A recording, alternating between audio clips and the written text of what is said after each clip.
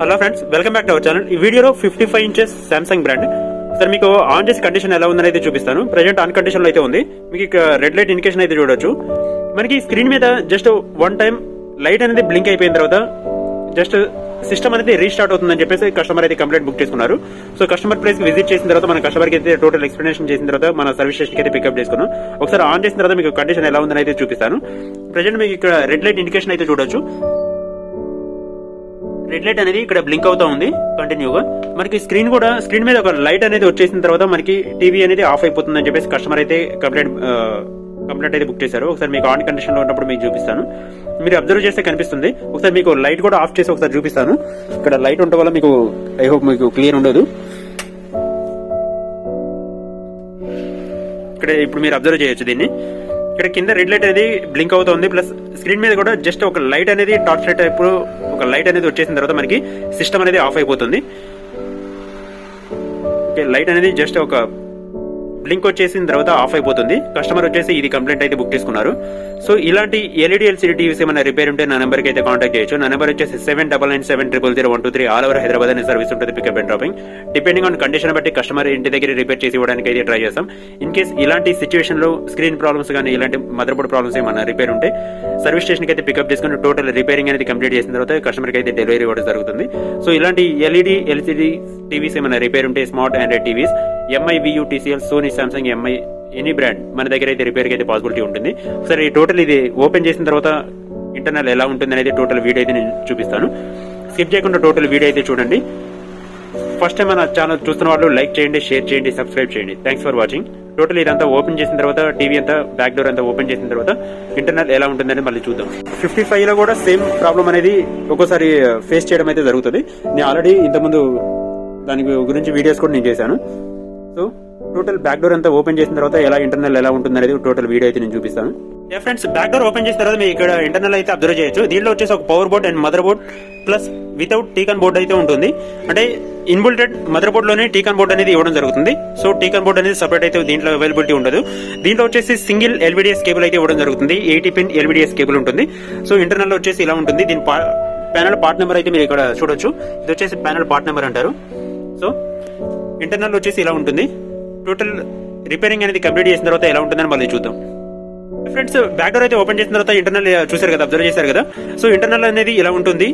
దీంట్లో main problem వచ్చేసి restarting problem వచ్చేసి దీంట్లో పవర్ బోర్డు మెయిన్ ప్రాబ్లం ఉంటుందని చెప్పేసి చాలా మంది అయితే కన్ఫ్యూజ్ అవుతుంటారు. సో పవర్ బోర్డు ప్రాబ్లం ఉందా లేదా అనేది అయితే మీకు క్లియర్ నేను లైవ్ లో చూపిస్తాను. స్కిప్ చేయకుండా టోటల్ వీడియో అయితే చూడండి. ఎందుకంటే ఇక్కడ మనకి ఒక కేబుల్ అయితే డైరెక్ట్ మనకి పవర్ కేబుల్ నుంచి పవర్ బోర్డు నుంచి అయితే మదర్ బోర్డ్ కి అయితే సప్లై అనేది ఇవ్వడం జరుగుతుంది. సో మదర్ బోర్డ్ ప్రాబ్లం ఉందా పవర్ బోర్డ్ ప్రాబ్లం ఉందా అనేది ఫైండ్ అవుట్ చేసుకోవడానికి ఈ కేబుల్ అనేది మనం రిమూవ్ చేస్తే కేబుల్ అనేది చాలా స్టాండర్డ్ ఉంటుంది. సో రిమూవ్ చేసేటప్పుడు కేర్ఫుల్ గా ఉండాలి. సో ఓపెన్ చేసిన తర్వాత మనకి ఓన్లీ పవర్ బోర్డ్ అయితే స్టేబుల్ లో ఉంటుంది. పవర్ బోర్డ్ అనేది ఓన్లీ సింగిల్ ఒక పవర్ బోర్డ్ అయితే కనెక్షన్ అయితే ఉంటుంది. సో ఇది లోని ఇంటర్నల్ ఎల్ఈడి లైట్స్ ఏదైతే ఉంటుందో పిక్చర్ ట్యూబ్ ఏదైతే ఉంటుందో దానికి సప్లై అనేది ఇక్కడ ఇవ్వడం జరుగుతుంది. సో మనకి పిక్చర్ లోన ఇంటర్నల్ ట్యూబ్ అనేది రీస్టార్ట్ అవుతుంది కదా. ఒకసారి మీకు ఆన్ చేస్తే అయితే చూపిస్తాను. అది ప్రాబ్లం ఉందా, లోన ఇంటర్నల్ పిక్చర్ ట్యూబ్ ప్రాబ్లం ఉందా లేదనేది కన్ఫర్మ్ చేసుకోవడానికి అని చెప్పేసి చూపిస్తున్నాను. ఇది ప్రెజెంట్ అయితే ఒకసారి లైట్ కూడా ఆఫ్ చేస్తాను, మీకు క్లియర్ గా ఉంటుంది. ప్రెజెంట్ అయితే పవర్ ఆన్ చేస్తున్నాను. లోన ఇంటర్నల్ ఎల్ఈడి లైట్స్ ఓకే ఉందా, పిక్చర్ ట్యూబ్ ఓకే ఉందా లేదనేది కన్ఫర్మ్ చేసుకోవడానికి అయితే ఇలా చూసుకోవచ్చు. సో లోన ఇంటర్నల్ ఎల్ఈడి ట్యూబ్స్ ఏదైతే ఉంటుందో పిక్చర్ ట్యూబ్ ఏదైతే ఉంటుందో అది పర్ఫెక్ట్ వర్కింగ్ కండిషన్ ఉంది. At the same time power board ఏదైతే ఉందో పవర్ బోర్డ్ కూడా ప్రాబ్లం అయితే లేదు. సో మీకు దీంట్లో అయితే క్లియర్ గా ఉంది అనుకుంటా నేను. సో ప్రెజెంట్ అయితే ఆఫ్ చేశాను. మళ్ళీ మనం మదర్ బోర్డ్ అయితే కనెక్ట్ చేసి చూద్దాం ఎలా వస్తుంది అనేది. మదర్ బోర్డ్ కనెక్ట్ చేసిన తర్వాత సేమ్ ప్రాబ్లం ఉందా లేదా అనేది ఒకసారి కన్ఫర్మ్ చేసుకోవడానికి ఇది కూడా మళ్ళీ ఒకసారి పవర్ కేబుల్ అయితే అటాచ్ చేసి మళ్ళీ చూద్దాం. పవర్ అయితే ఆన్ చేస్తున్నాను. మళ్ళీ మనకి ఇంటర్నల్ ఎల్ఈడి లైట్స్ అనేది ఆఫ్ అయిపోయిన తర్వాత మళ్ళీ రీస్టార్టింగ్ అనేది ప్రాబ్లం అనేది స్టార్ట్ అవుతుంది. సో మీకు ఇక్కడ పవర్ బోర్డ్ లో కూడా మదర్ బోర్డ్ లో కూడా మీకు ఇండికేషన్ ఇక్కడ లైట్ అయితే అబ్జర్వ్ చేయొచ్చు. జస్ట్ వన్ టైం అనేది బ్లింక్ అయిపోయిన తర్వాత సిస్టమ్ అనేది ఆఫ్ అయిపోతుంది. టోటల్ టీవీ అనేది ఆఫ్ అయిపోతుంది. టోటల్ రీస్టార్టింగ్ అనేది మళ్ళీ స్టార్ట్ అవుతుంది. సో ఇంటర్నల్ మదర్ బోర్డ్ ప్రాబ్లమా లేదంటే స్క్రీన్ ప్రాబ్లమ్ అనేది ఫైండ్ అవుట్ చేసుకోవడానికి మళ్ళీ ఒకసారి ఆఫ్ చేసి అయితే మళ్ళీ చూపిస్తాను. సో మనకి ఎల్విడిఎస్ కేబుల్ అని చెప్పేసి ఉంటుంది. ఎల్విడిఎస్ కేబుల్ అనేది ఓపెన్ చేసిన తర్వాత దీంట్లో ప్యానల్ షార్ట్ ఉందా లేదనేది ఒకసారి కన్ఫర్మ్ చేసుకోవడానికి ప్యానల్ సప్లై ఏదైతే ఉంటుందో ప్యానల్ ఎల్విడిఎస్ కేబుల్ అయితే రిమూవ్ చేశాను. రిమూవ్ చేసిన తర్వాత మనకి సిస్టమ్ ఎలా ఉంటుంది అనేది మళ్ళీ ఒకసారి చూపిస్తాను. మళ్ళీ ఒకసారి లైట్ కూడా ఆఫ్ చేసి చూద్దాం ఒకసారి ఎలా వస్తుంది అనేది. ప్రజెంట్ అయితే ఎల్విడిఎస్ కేబుల్ అయితే రిమూవ్ చేశాను. రిమూవ్ చేసిన తర్వాత మీరు ఇక్కడ చూడొచ్చు. సో బ్యాక్ లైట్ అనేది పర్ఫెక్ట్ వర్కింగ్ కండిషన్ అయితే ఉంది, లోనే ఇంటర్నల్.